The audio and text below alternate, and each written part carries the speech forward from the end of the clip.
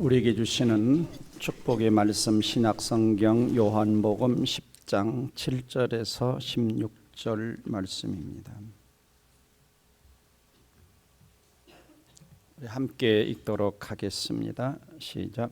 그러므로 예수께서 다시 이르시되 내가 진실로 너에게 말하노니 나는 양의 문이라. 나보다 먼저 온 자는 다 절도요 강도니 양들이 듣지 아니하였느니라.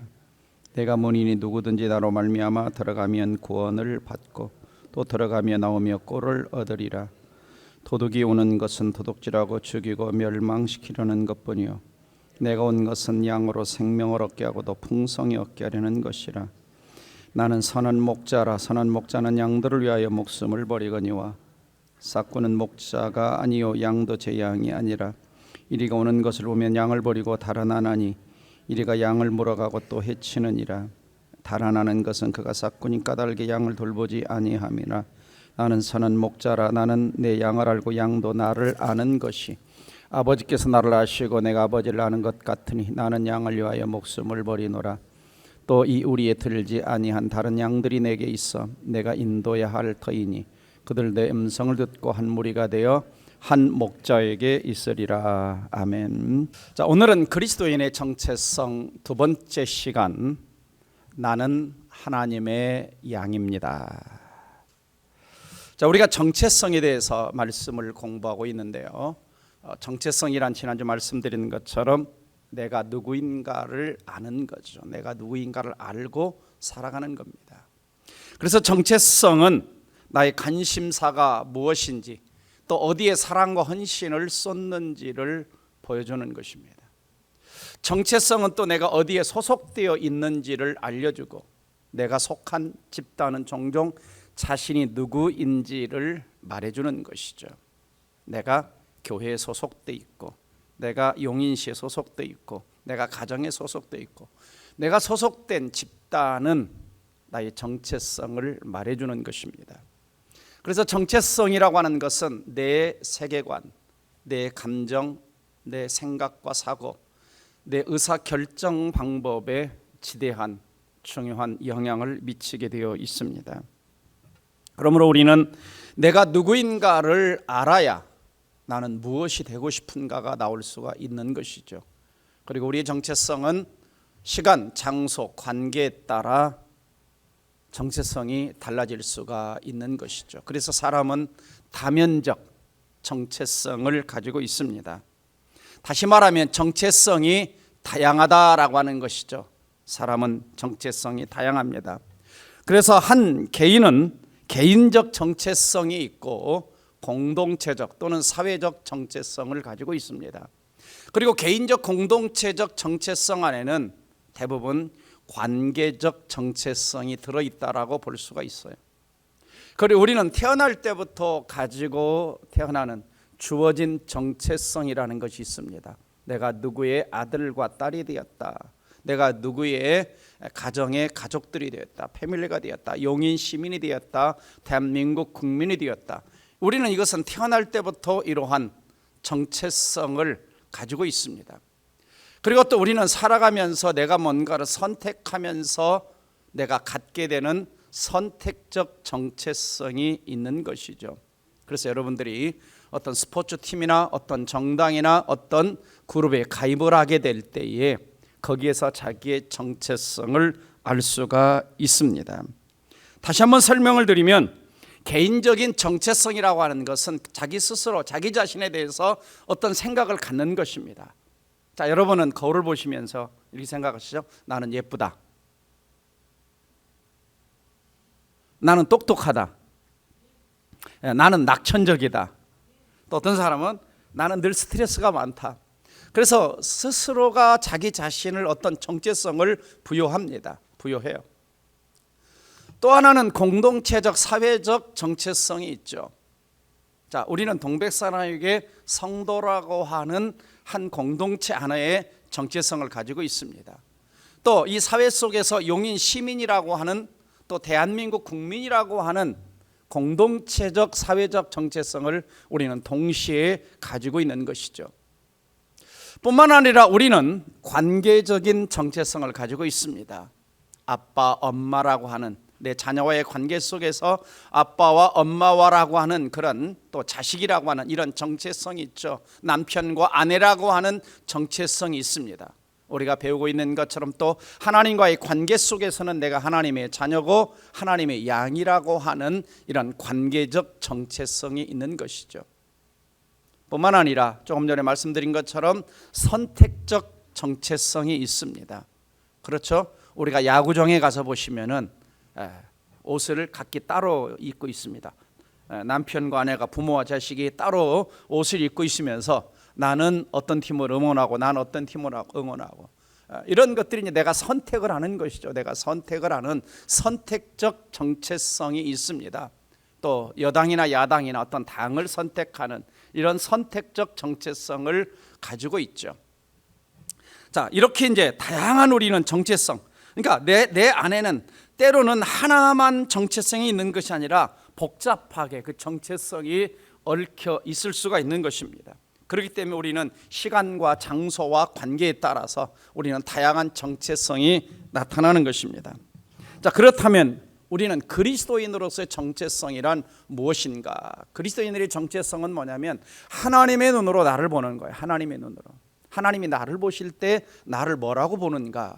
또 성경이 인간을 뭐라고 보는가? 성경의 눈으로 나를 바라볼 때 이것을 그리스도인의 정체성이라고 할 수가 있습니다. 그래서 지난주 살펴본 것처럼 그리스도의 정체성 첫 번째는 뭐다? 나는 하나님의 자녀이고 나는 하나님의 형상, 하나님 만드신 피조물이고 하나님은 나의 아버지가 되신다라고 하는 것입니다. 자, 지난주 한 주간 사시면서 어깨에 좀 이렇게 힘이 좀 올라갔습니까? 어디 가든지 내가 하나님의 자녀야, 난 하나님의 자녀, 이렇게 좀 어깨를 활짝 펴고 좀 사셨습니까? 아니면 그냥 하나님의 자녀인 걸 다 잊어버리고 그냥 걱정 근심 이러고 사셨습니까? 좀 어깨 좀 펴보세요. 자, 당신은 옆 사람 한 번 더 얘기해 보시죠. 당신 하나님의 자녀입니다. 네, 그렇죠. 자, 내가 하나님 자녀라고 하는 것이 관계적 정체성이죠. 특별히 이 정체성은 내가 선택한 것이 아닙니다. 내가 예수 믿겠다, 내가 하나님을 아버지로 모시겠다는 것이 아니라 하나님이 우리를 선택하셔서 우리를 자녀 삼아 주신 것이죠. 또 오늘은 두 번째 정체성 뭡니까? 나는 하나님의 뭐다? 양이다라고 하는 것. 그러면 하나님은 뭐가 되시느냐? 나의 목자가 되신다라고 하는 거죠. 자, 목자 되신 하나님. 자, 우리 인생은 매일 고민이 있습니다. 여러 가지 고민들이 많겠죠. 무엇을 선택해야 될까? 어떤 배우자를 만나야 될까? 또 어디를 가야 할까? 어떤 직장을 들어가야 될까? 또 필요의 고민이 있죠. 내 인생에 여러 가지 많은 필요들이 있는데 이것을 어떻게 다 필요를 채울까? 또 끊임없이 하나님 백성들은 사탄의 유혹이 있습니다. 사탄의 유혹에서 어떻게 승리할까? 자, 이러한 고민들이 있는데 우리의 인생의 이러한 고민을 한꺼번에 해결해 주시는 분이 계시는데 바로 우리의 목자가 되시는 하나님이라고 할 수가 있습니다. 우리는 하나님의 양이기 때문에. 그래서 성경은 여호와 하나님을 나의 목자, 나는 양이라고 말씀하고 있습니다. 시편 100편 3절을 같이 읽어보겠습니다. 여호와가 우리 하나님이신 줄 너희는 알지어다. 그는 우리를 지으신 이요 우리는 그의 것이니 그의 백성이요 그의 기르시는 양이로다. 사실 여기에는 우리의 정체성이 여러 가지가 다 나와 있습니다. 우리는 피조물이다.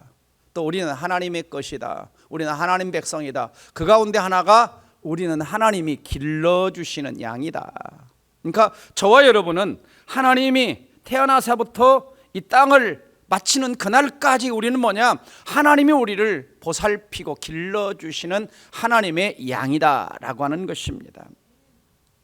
그래서 우리가 잘 아는 다윗은 시편 23편 1절에서 여호와는 나의 목자시니 내가 부족함이 없으리로다. 여호와는 나의 목자다. 하나님은 나는 하나님의 양이다 라고 말씀하고 있습니다. 이사야 40장 11절도 같이 한번 읽어볼까요? 시작. 그는 목자같이 양떼를 먹이시며 어린 양을 그 팔로 모아 품에 안으시며 젖먹이는 암컷들을 온순히 인도하시리로다. 양떼를 먹이시고 어린 양을 팔로 품에 안으시는. 그리고 히브리서 3장 20절에서는 예수님을 뭐라고 말씀하고 있느냐? 양들의 큰 목자이신 우리 주 예수다. 양들의 큰 목자이신 예수다. 그러니까 성부 하나님도 목자고 성자 예수님도 목자고, 특별히 오늘 요한복음 10장에서는 예수님을 어떤 목자다 그러냐면 선한 목자다, 양들을 위하여 목숨을 버리는 목자다, 이렇게 말씀하고 있습니다. 그래서 우리는 항상 어떤 정체성을 가져야 되느냐? 하나님은 나의 목자다, 나는 하나님의 양이라는 정체성을 가지시기를 주의 이름으로 축원합니다.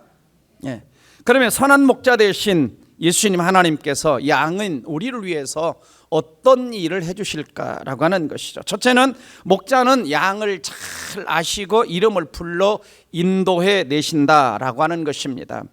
3절 말씀 보시면은 문지기는 그를 위하여 문을 열고 양은 그의 음성을 듣나니 그가 자기 양의 이름을 각각 불러 인도하여 내느니라. 자, 여기 보면은 두 가지를 알 수가 있는데, 하나는 목자는 양의 이름을 하나하나 안다는 것입니다. 양의 이름을 하나하나 안다. 또 두 번째는 양 한 마리 한 마리 이름을 불러 원하는 곳으로 인도해 가신다라고 하는 것이죠. 그러니까 목자 되신 하나님은 오늘 이 자리에 앉아 있는 양인 저와 여러분의 한 사람 한 사람의 개인의 특성과 상태와 내가 처한 것과 나의 고민과 나의 갈등과 나의 모든 것들을 다 우리 주님은 뭐 하신다? 아신다. 그러니까 우리는 하나님 앞에 기도할 때 하나님이 마치 나를 모르는 것처럼, 내 상황을 모르는 것처럼, 내 현장을 모르는 것처럼 낙심하지 않으시기를 주의 이름으로 부탁을 드립니다. 우리의 이름을 하나하나 불러내실 정도로, 개인 하나하나에 관심을 가질 정도로 애정을 가지신 목자다라고 하는 것입니다. 특별히 여기서 불러낸다라고 하는 의미 속에는 신학적인 의미를 좀 살펴볼 수가 있는데요. 자, 우리가 이제 누군가에게 복음을 전합니다. 복음을 전하면 두 부류의 사람들이 생겨나죠. 하나는 예수 믿는 사람이 있고 안 믿는 사람이 있습니다. 자, 그래서 모든 사람들에게 누구든지 목마르거든 내게로 와서 마셔라, 누구든지 예수 믿고 구원을 받아라, 하나님의 자녀가 되라, 이렇게 모든 사람에게 외치는 것을 뭐라고 말하느냐? 하나님의 외적 부르심이다 그럽니다. 하나님의 외적 부르심. 그러니까 우리는 어디 가든지 누구를 만나든지 예수 믿으세요 라고 선포할 필요가 있습니다. 외적 부르심. 이렇게 외적 부르심이 선포될 때에 그 가운데 영생을 얻기로 작정된 자들이 반응이 나타나는 겁니다. 그래서 마태복음 22장 14절을 보면은 청함을 받은 자는 많되 그럽니다. 외적 부르심을 받은 사람은 많지만 택함을 입은 자, 다시 말하면 내적 부르심, 이걸 뭐라고 말하냐? 콜링, 유효적 부르심이라고 말합니다. 소명이라고 말하죠. 하나님이 그 가운데 수많은 사람 가운데 특별히 택하셔서 믿어지게 하시고 십자가 사건이 믿어지게 하시고 하나님이 나의 아버지라고 고백되게 하는 사람들이 있는데, 바로 그 사람들을 내적 부르심, 이것을 뭐라고 부르냐? 유효적 부르심, 또는 신학적인 용어로 소명, 하나님의 콜링이라고 말씀하고 있는 것입니다. 자, 그렇다면 오늘 이 자리에 앉아 계신 여러분들은 외적 부르심 통해서 예수 그리스도를 구원자 주님으로 고백하고 이 자리에 나온 유효적 부르심 가운데 있는 하나님의 자녀, 하나님의 양이 된 줄로 믿습니다. 아멘. 여러분 고백하셨죠? 하나님이 지금 우리를 유효적 부르심, 80억 인구 가운데 하나님이 특별하게 우리로 하여금 진리가, 복음이, 하나님의 사랑이, 십자가 연애가 깨달아지게 하신 것이죠. 그게 이걸 뭐라고 하냐? 효력 있는 부르심, 효력 있는 부르심. 그래서 이 세상 사람들이요, 주님의 양이 되고 싶다고 아무나 양이 될 수가 있는 것이 아닙니다. 주님이 불러주셔야 돼요. 그래서 요한복음 6장 44절에서 이런 말씀하셨어요. 같이 읽어봅니다. 나를 보내신 아버지께서 이끌지 아니하시면 아무도 내게 올 수 없으니 오는 그를 내가 마지막 날에 다시 살리리라. 나를 보내신 아버지께서 이끌지 아니하시면 아무도 내게 올 수 없다. 그러니까 성부 하나님의 선택과 부르심이 있어야 되는 거죠. 성부 하나님의 선택과 부르심이. 그러므로 내가 오늘 이 자리에서 내가 하나님의 자녀가 되고 하나님의 양이 되었다라고 하는 것은 엄청난 사건입니다. 아멘이 안 나오는데 뭐 그냥 알아서. 내가 하나님의 자녀가도 하나님의 양이 됐다는 게 엄청난 사건이라니까요.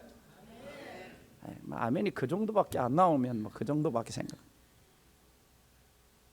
사실 그렇잖아요. 이게 언제 하냐? 장례식 때 가보면 알아요. 이 사람이 천국 백성인지 아닌지 장례식 때 가보면 그 사건, 내가 믿어졌다는 거, 내가 하나님 자녀가 되었다는, 하나님 나 같은 자를 부르셔서 천국 백성 삼아주셨다, 이게 엄청난 사건이에요. 사건.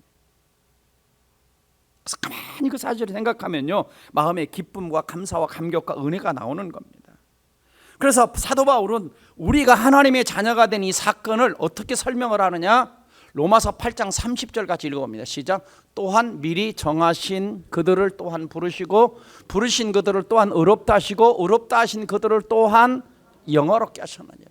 하나님이 창세전에 선택하셨다, 정하신 그들을, 예정하신 그들을 부르셨다, 콜링하셨다, 부르신 그들을 또한 십자가를 통해서 의롭다 하셨다, 의롭다 하신 그들을 저 천국에 들어가도록 영화롭게 하신다는 것입니다. 그러니까 오늘 제가 여러분들이, 저와 여러분이 이 자리에 앉아 있는 거 어쩌다 지나가다가 어쩌다가 우연히 일어난 사건이 아니라는 거예요. 어쩌다가 하나님의 양이 된 것이 아닙니다. 창조주 하나님이 창세전부터 세밀하게 계획하시고 선택하시고 부르시고 의롭다 하시고 우리를 영화롭게 하신 이런 아주 세밀한 과정을 통해서, 그냥 하나님이 우리를 버리시겠어요? 이런 하나님인데 양인 우리의 모든 것을 목자신 하나님이 책임져 주시지 않겠습니까? 우리는 내 안에 이런 정체성, 나 같은 자를 이렇게 불러주시고 선택해 주시고 하나님의 자녀 삼아주, 하나님의 양 삼아주신 이 정체성이 분명할 때 우리는 세상의 그 어떤 것 때문에 흔들리거나 낙심하거나 좌절하지 않는 것입니다. 그걸 잊어버리니까, 자꾸 잊어버리니까, 주어진 환경 때문에 지난 금요일 날 살펴봤던 것처럼 내 속에서 어찌 불안하고 어찌하여 낭망하나 하는가. 너는 하나님께 소망을 두라. 그가 나타나 도우심으로 말미암아 하나님을 찬송하리로다. 시편 43편에 말씀하고 있잖아요.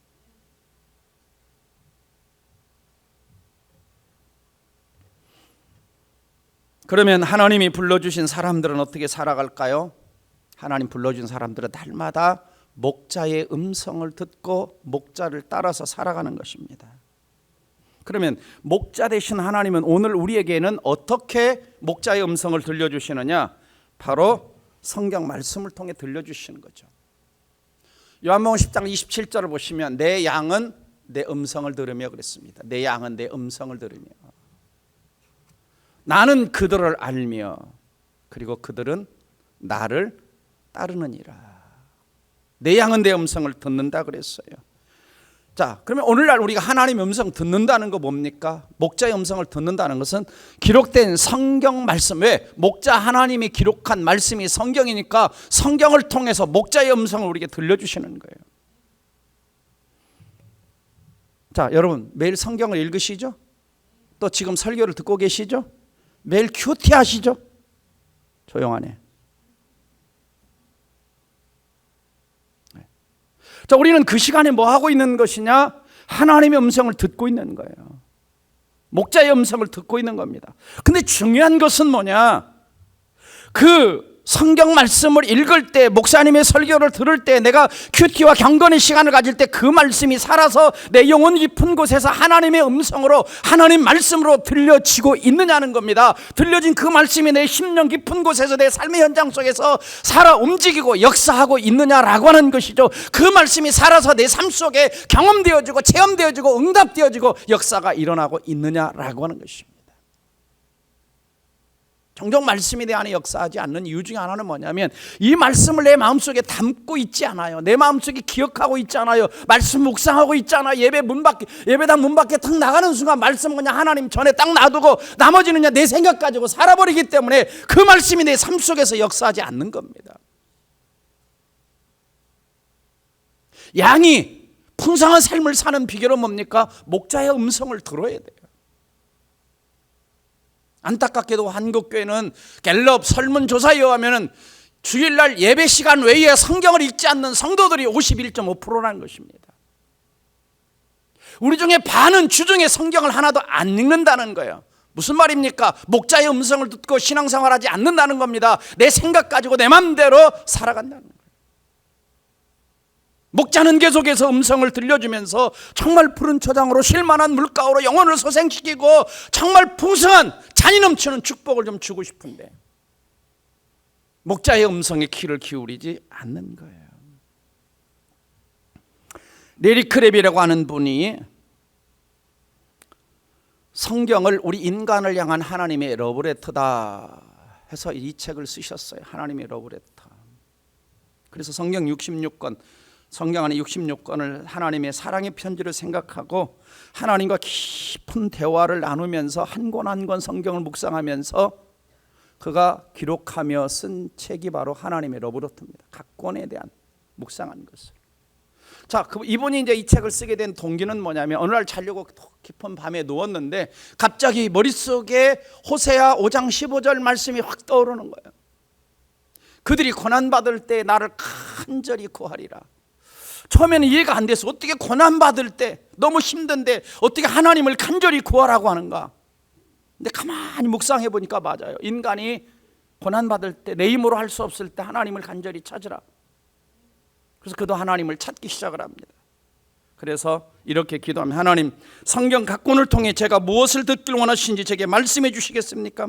저는 당신의 이야기를 알고 싶습니다. 저는 당신의 이야기의 일부가 되고 싶습니다. 당신의 이야기에 뜨거운 열정을 느끼고 싶습니다. 그리고 말씀을 깊이 묵상하면서 써내려간 책이 바로 저 하나님의 러브레터라고 하는 책입니다. 여러분도 한번 사서 읽어보시기를 바랍니다. 우리는 어떤가요? 우리는 하나님의 양으로서 성경을 읽을 때에 과연 하나님의 음성으로 내가 알아듣고 있는가라고 하는 것입니다. 알아듣고. 사람들이 그렇죠. 다른 일은 좀 알려고 참 신경도 많이 쓰고 막 하는데 정말 하나님 말씀인 성경에 대해서는 정말 알려고 얼마나 내가 몸부림치고 있는가. 아침마다 좀 앉아서 하나님 내게 좀 말씀해 주옵소서 하고 얼마나 좀 귀를 기울이고 있는가. 사실요, 아무리 어린 양이라고 할지라도 주님의 양이면 주의 목자가 말씀하시면 그 귀에 들려지게 되어 있습니다. 자, 우리가 아이를 키워보면 그렇죠. 제가 이번에 아르헨티나 이렇게 딱 들어가서 이제 누가 마중을 나왔어요. 마중을 나왔는데 그 자매가 아기를 데리고 같이 나온 거야. 근데 이 아이가 얼마나 우는지 그냥 우는 게 아니야. 이렇게 울어요. 8개월 된. 근데 엄마가 딱 제가 운전을 해서 제가 내려가지고 제가 저기 가지고 왔어요. 국제운전면허증. 바꿔서 엄마가 딱 안아주니까 금방 조용해요.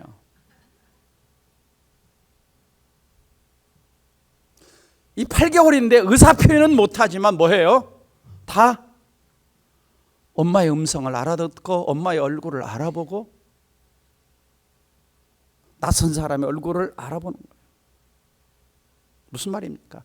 내가 진정으로 하나님의 자녀라면 아직 내가 성경을 잘 모르고 내가 신앙생활이 깊지 않다 할지라도 성경 말씀을 하나님 말씀을 들으면 진정한 거듭난 하나님의 자녀는 그 말씀이 하나님의 음성으로 내게 들려지게 되는 거예요.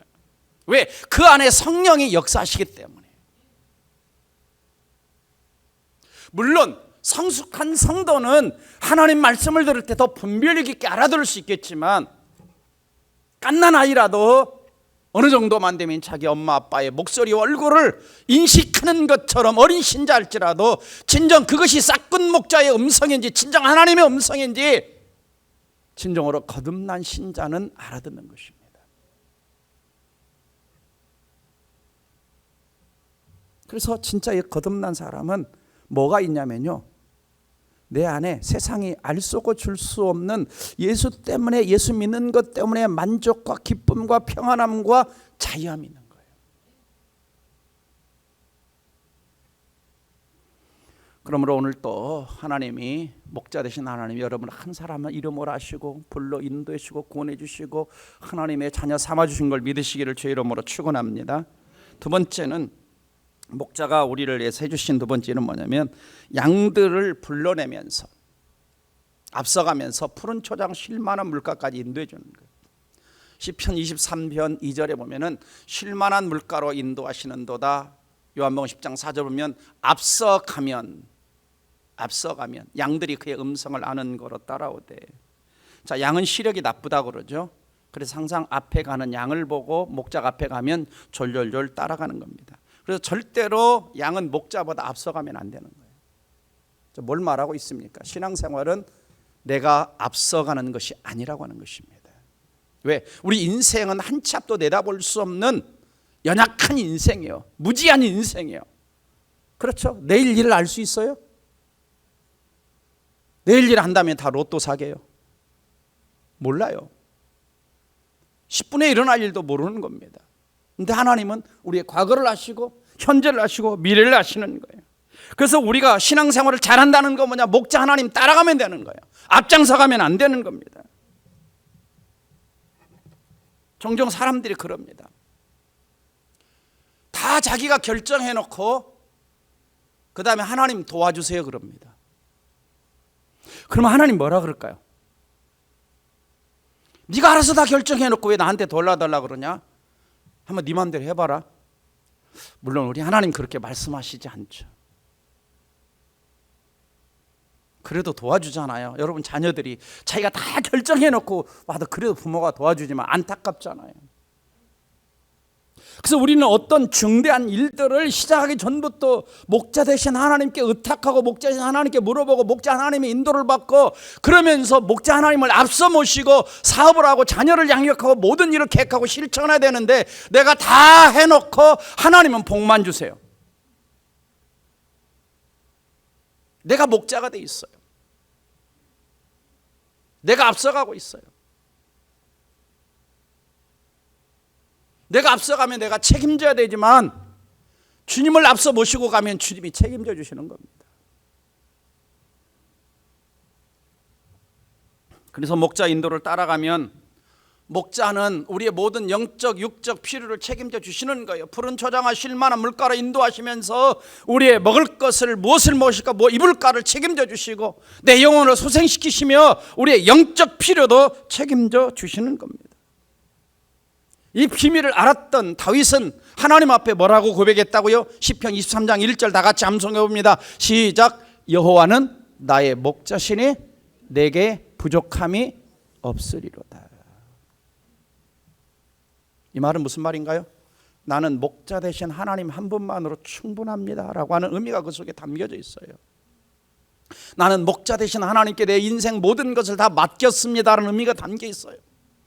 내가 모든 것을 가졌다는 것이 아니라 나는 목자 되신 하나님을 100% 전적으로 신뢰합니다. 의지합니다. 맡겨드립니다. 이 신앙 고백이 시편 23편 1절에 담겨 있는 겁니다. 암송만 하지 마시고. 이게 안 되면 우리는 자꾸만 이 세상을 살면서 목자 되신 하나님을 바라보기보다는 자꾸 여기 한번 쳐다봤다가 저쪽에서 누가 안 도와주나, 이쪽 한번 쳐다봤다가 저쪽에서 누가 안 도와주나. 좀 목자 되신 하나님께 우리의 시선을 좀 고정시키는 것이 아니라 이걸 뭐라 그러냐, 자꾸 좌로나 우로나 치우친다는 거예요.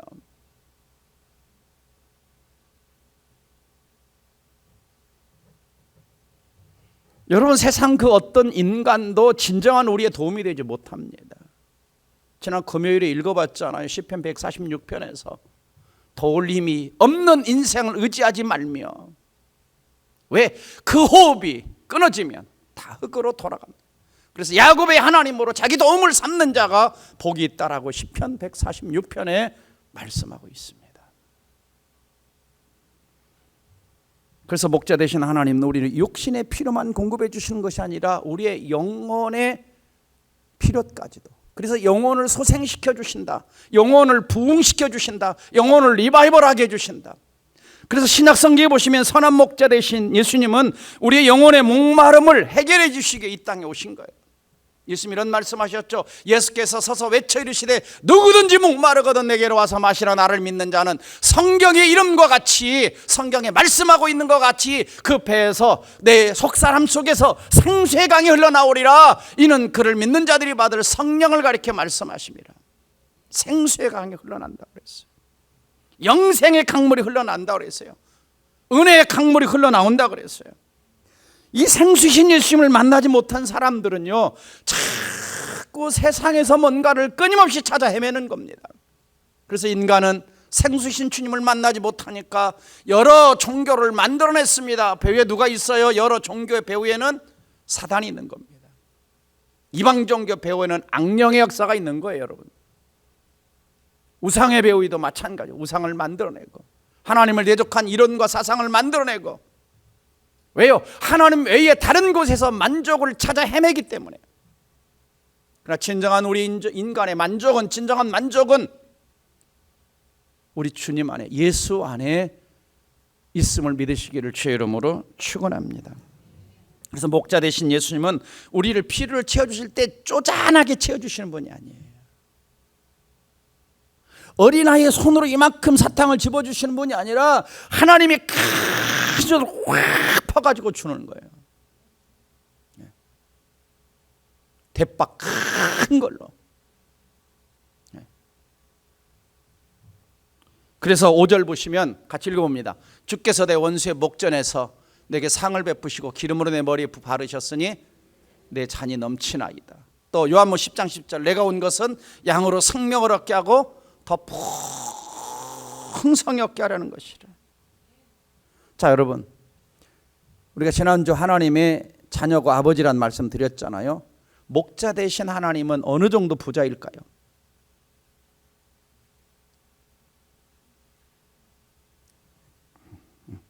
최고의 부자, 하늘과 땅. 최고의 부자이신 그 주님께서 우리의 잔이 넘친다. 은혜의 잔이 넘치고 건강의 잔이 넘치고 축복의 잔이 넘치고 우리의 모든 삶의 잔이 넘치게 주시고 풍성한 축복을 주시는 목자이신 것을 믿으시기를 주의 이름으로 축원합니다. 그래서 풍성한이라는 단어 속에는 어떤 의미가 담겨 있냐면 극도로 아주 높이 몹시 더 많이 과잉의 예상 또는 기대 이상으로 상당히 많을 정도의 풍성한 양을, 이 풍성한 의미예요. 풍성. 그래서 고린도서 2장 9절 보면 하나님이 자기를 사랑하는 자들을 위하여 예비하신 모든 것은 눈에 안 보여도 귀에 안 들려도 사람의 마음에 생각지 못할, 이 말은 뭐냐면 상상할 수 없는,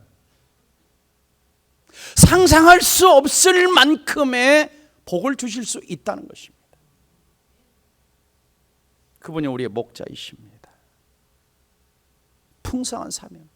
그래서 풍성한 삶이라는 것은요, 단지 어떤 외적인 것만을 말하는 것이 아니에요. 사실은 우리 예수님께서는 산상수훈에서 너희는 무엇을 먹을까, 무엇을 마실까, 무엇을 입을까, 이건 너희들 걱정하지 말아라 그랬어요.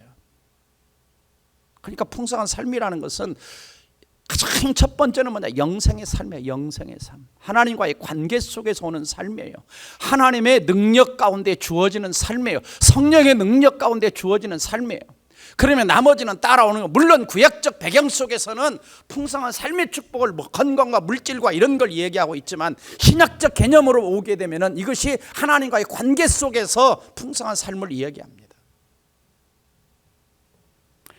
더 나아가서 목자 되신 하나님이 우리 앞길과 미래를 인도해 주시는 목자이십니다. 그래서 양의 이름을 각각 불러 인도해내고 앞서가면서 인도해 준다라고 말씀하고 있죠. 앞서가면서. 왜 목자의 인도가 필요할까요? 이 땅을 사는데. 양은 특성상 자기 스스로 자기 갈 길을, 자기 먹을 것을 자기를 지켜내지 못하니까.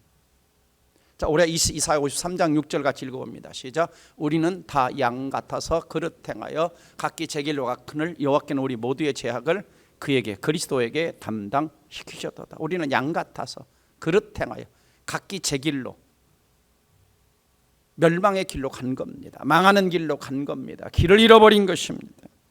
그래서 양과 인간의 비슷한 점은 방향 감각이 없고, 그렇죠? 자구책이 없고 쉽게 오염되고, 그 다음에 독초를 먹기가 쉽습니다. 인간도 마찬가지예요. 말씀이 없으면, 진리가 없으면 방향 감각이 없습니다. 또 인간은 태어나면서 자구책이 없죠. 인간은 죄로 오염되어 있죠. 인간은 분별력이 없으면 마귀가 주는 독초를 먹기가 쉽습니다. 그래서 양은 목자가 꼭 필요한 동물입니다. 목자를 떠나 살 수가 없는 거죠. 때로는 목자를 따라갈 때 저 깊은 골짜기를 지나가고 그 다음에 또 망망한 광야를 지날 때도 있지만 목자를 따라가면 바로 거기에 푸른 초장과 쉴만한 물가가 있는 것입니다. 이것이 신앙생활이에요. 그래서 우리 앞길과 미래를 목자를 따라가면 인도해 주시는 거예요. 그러니까 눈을 뜨면서 아이고 오늘 하루 어떻게 살아야 되지 이렇게 걱정하고 불안해하기보다는 그냥 목자 대신 하나님 오늘 또 맡겨드립니다. 오늘 또 어떻게 할까요? 어디로 갈까요? 이끄시면 그냥 가겠습니다. 그러면 걱정이 안 생기는데 내가 앞서가지고 아이고 어떻게 하지 여보 이거 어떻게 하지 여보 이거 그러니 걱정하죠. 아니 목자 대신 하나님이 앞서가면서 인도해 주겠다 그러면 그냥 가서 주시면 그냥 풀 먹고 그냥 마시게 하면 마시고. 제가 이번에 아르헨티나 가니까 참 편하더라고요. 왜?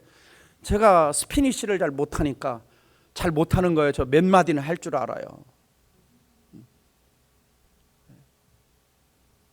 아구아 미네랄 할 줄 알고 부에노 사이레스. 그러니까 이전 뭐 성사님이 다 이렇게 해주세요. 그냥 따라가면 돼요. 옆에 앉아 있으면 돼요. 내가 막 걱정 안 하는 거야. 어떻게 할래? 오늘 어떻게 할까요? 성교사님 알아서 해주세요.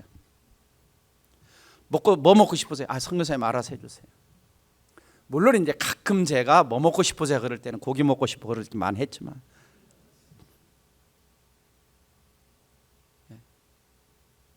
물어보는 거죠. 모르니까. 그래서 어제 더 통화했는데 인디오 마을 또 한 번 갔다 오셨다고 하더라고요. 벌써.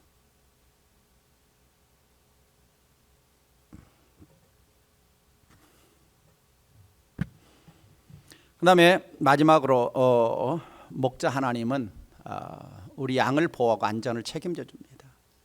그래서 목자가 양을 데리고 가다 보면 사망의 엄침한 골짜기. 무슨 말입니까? 이 골짜기를 높은 좋은 초원들은 어디냐면 저 산 등성에 있어요. 산등. 그러니까 골짜기를 지나갈 수가 있어요. 그런데 해를 두려워하는 것은 주께서 나와 함께 하심이라 주의 지팡이와 막대기가 나를 안위하시나이다.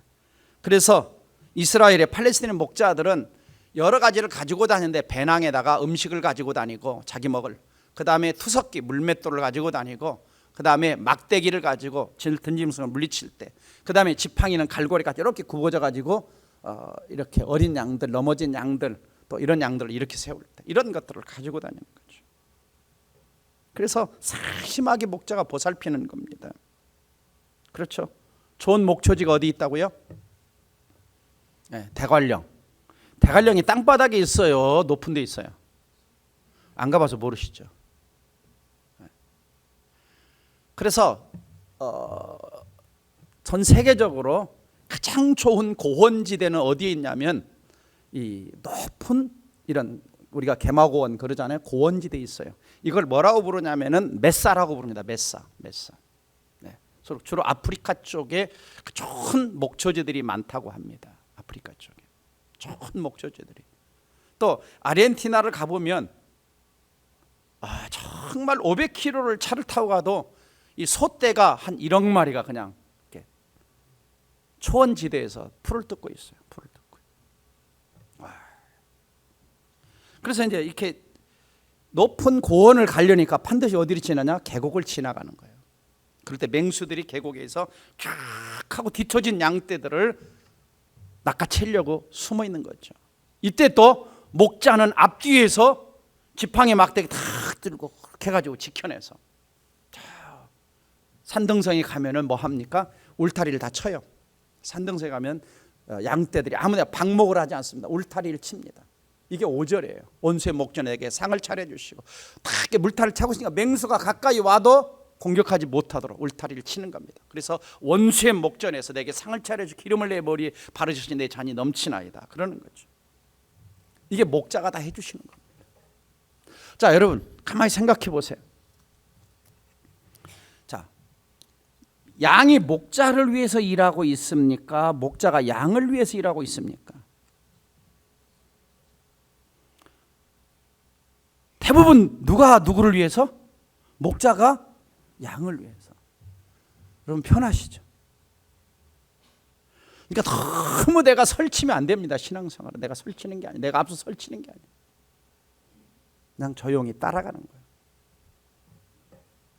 그래서 우리가 할 일은 뭐냐? 첫 번째는 여호와 하나님을 나의 목자로 모셔야 돼요. 나의 목자가 돼야 돼요. 나의 목자. 그러니까 다윗은 여호와는 나의 목자라고 했을 때는 뭐냐면 그 목자를 만난 경험이 있는 거예요. 체험이 있는 거예요. 들판에서 양을 칠 때 목자 대신 하나님이 어떻게 자기를 도와주셨는지, 어떻게 인도해 주셨는지, 어떻게 양적이 맹수들을 물리치게 해주셨는지, 그것을 어디에 적용하냐? 다윗은 골리앗을 물리칠 때 적용하잖아요. 왕이 되었을 때 그걸 적용하잖아요. 그래서 여러분 진리의 말씀은 체험되어야 돼요. 성경의 말씀은 말씀이 문자로 남아있으면 안 되고, 이 말씀에 뭐가 많아야 되느냐? PS가 뭐예요? 패스. 내 삶에서 통과된, 내 삶에서 응답된, 그럴 때 진짜 살아있는 신앙이 되는 겁니다. 성경 구절로 남아있으면 안 되고 이 말씀이 튀어나와서 내가 온 것은 양으로 생명을 얻게 하고 더 풍성하게, 이 풍성한 삶, 생명을 얻고 풍성한 삶을 체험되는 이 말씀이 경험되어질 때 거기서 진짜 신앙이 나오는 겁니다. 그래서 예수님이 이런 말씀하셨잖아요. 진리를 알지니 진리가 너희를 자유롭게 하리라. 예수를 알지니 예수가 너희를 자유롭게 하리라. 죄악에서 자유롭게 하고, 사망에서 자유롭게 하고, 율법에서 자유롭게 하고, 세상의 어떤 두려움과 공포에서 우리를 자유롭게 해주시는 거예요. 왜? 이 말씀이 경험되어지면. 두 번째는 그러기 위해서는 목자 하나님의 음성에 날마다 귀를 기울여야 돼요. 아침마다. 내 양은 내 음성을 듣는다 그랬습니다. 진짜 여러분이 하나님의 백성이면 아침마다 새벽 기도를 나와서 듣든지, 성경을 묵상하든지, 큐티를 하든지. 그게 잘 안 되는 분들은 새벽 예배 나오고 수요 예배 나오고 금요 기도 나오고 주일 예배 나오면 계속 하나님 음성 들어요. 그냥 그렇게 축복된 말씀이 있는데 왜 그렇게 그냥 다른 얘기는 듣는 거 좋아하는지, 그냥 핸드폰은 보고 있으면 몇 시간 지나가도 잘 모르는데.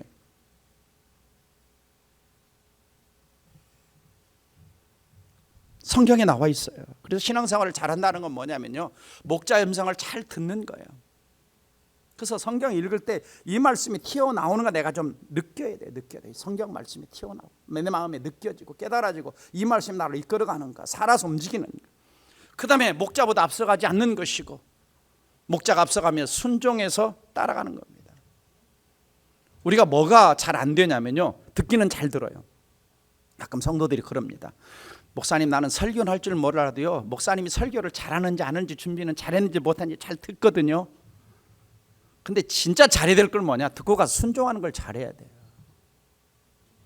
왜? 말씀 자체 하나만 붙들어도 역사가 일어나게 돼 있습니다. 안 그런가요? 여러분, 얼마나 편해요. 목자가 인도해 준다고 하니까. 그렇죠? 따라가면 되잖아요. 누가 이 세상에서 하나님보다 우리를 더 잘 인도해 줄 수 있겠어요? 왜? 선한 목자 있으면 목숨 걸고 나 구원해 주셔서 양 삼아 주셨잖아요. 그러니 얼마나 더 관심 가지고 인도해 주시겠어요. 그러니 우리가 할 일은 뭐냐? 잠언 3장 6절 말씀처럼 다같이 너는 범사에 그를 인정하라. 그리하면 내 길을 치도하리라. 목자 대신 범사에 모든 일에 앞서 모시고 살아가라는 것입니다.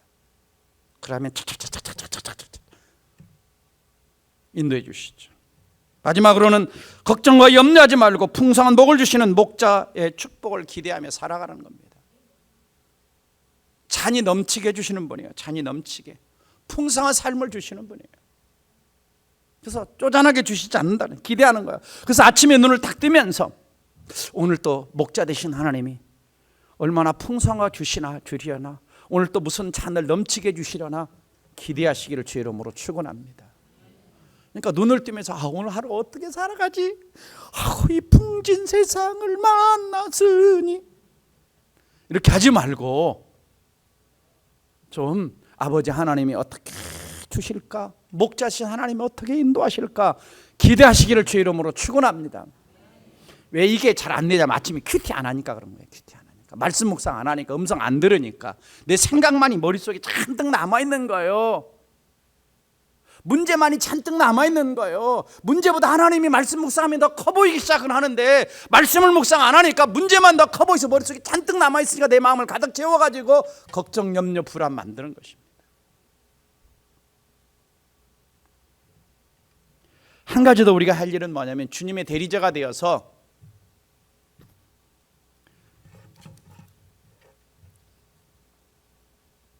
우리 안에 들지 않은 양들을 우리가 인도해야 돼요.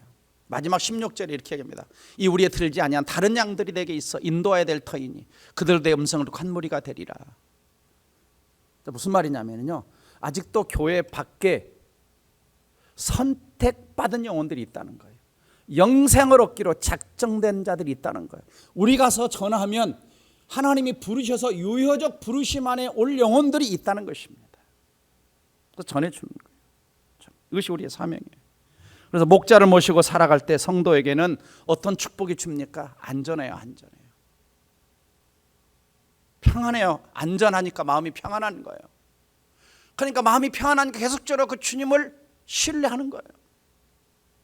그리고 그 주님이 주시는 풍성한 삶을 누리며 살아가는 것이 성도의 삶입니다. 사랑하는 성도 여러분, 나는 누구입니까? 나는 양입니까? 아니면 자꾸 내가 목자가 되려고 합니까? 그래서 목자 되신 하나님은 부족함이 없도록 나의 영과 육의 복지를 책임져 주시고 어디를 가든지 안전하고 보호하게 지켜주시고 나의 앞뒤와 미래를 인도해 주시고 내 인생의 모든 잔들을 넘치도록 축복해 주시는 분입니다. 그러므로 양으로서 우리 할 일은 하나님은 나의 목자에 나는 그분의 양임을 매일 인정하시기 바랍니다. 매일 성경을 통해서 목자의 음성을 들으시기를 바랍니다. 그리고 내가 앞서가지 않고 목자의 음성을 따라가는 우리 성도님 되기를 주의 이름으로 축원합니다. 다시 한번 묻습니다. 정말 여러분은 목자 하나님을 알고 있습니까? 목자 하나님 음성을 듣고 따라 사십니까? 그렇다면 행복한 성도입니다. 우리 함께 기도할 때 5가지 기도 제목 가지고 함께 기도하도록 하겠습니다. 하나님은 나의 목자, 나의 하나님의 양임을 깨닫고 매일 살아가게 하옵소서. 매일 목자 하나님의 음성 듣고 신앙생활하게 하옵소서. 매일 성경 읽고 목자의 음성을 따라 순종하게 하옵소서. 나의 길과 미래를 목자 되신 하나님이 인도해 주옵소서. 목자 되신 하나님이 친히 넘치도록 축복해 주옵소서. 우리 함께 오늘 말씀 붙들고 통성으로 기도하겠습니다. 다 함께 기도합니다.